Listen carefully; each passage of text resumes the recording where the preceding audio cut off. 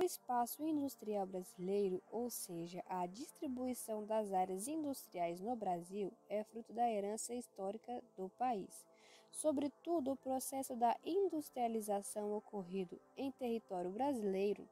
Tal processo ocorreu a partir da década de 1930, quando a crise de 1929 colocou fim ao ciclo do café, o que fez com que o governo Vargas estimulasse a instalação de indústrias que até então praticamente não existiam no Brasil, como a concentração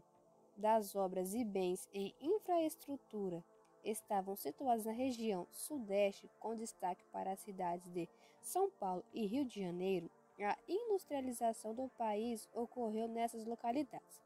estendendo-se também para Minas Gerais. Além da infraestrutura, essa região contava com a maior parte da massa de trabalhadores no país,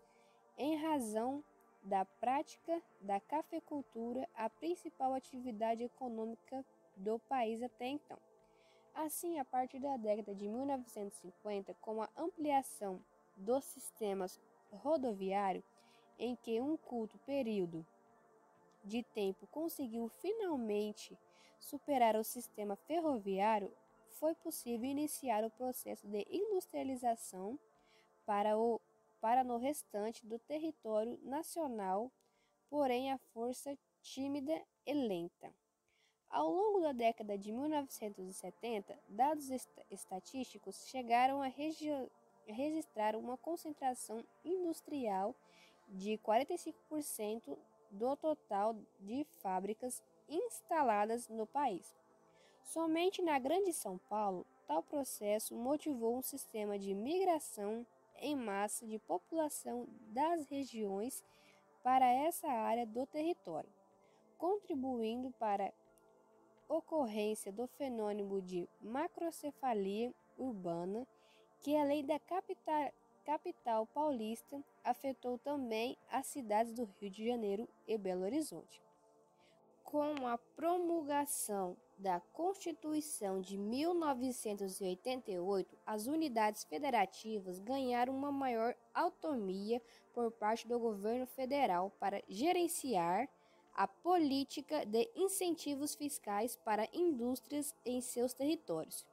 Isso ocorreu o surgimento da chamada Guerra Fiscal, em que o Estado disputava a presença das empresas em seus territórios através da redução ou isenção de impostos, entre outros benefícios.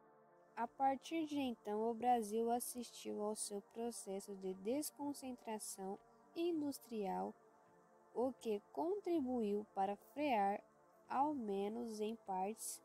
o processo de intenso fluxo migratório em direção a sudeste do país. No entanto, essa desconcentração foi responsável pela perda da arrecadação de impostos e pelo aumento da expansão da força do trabalho,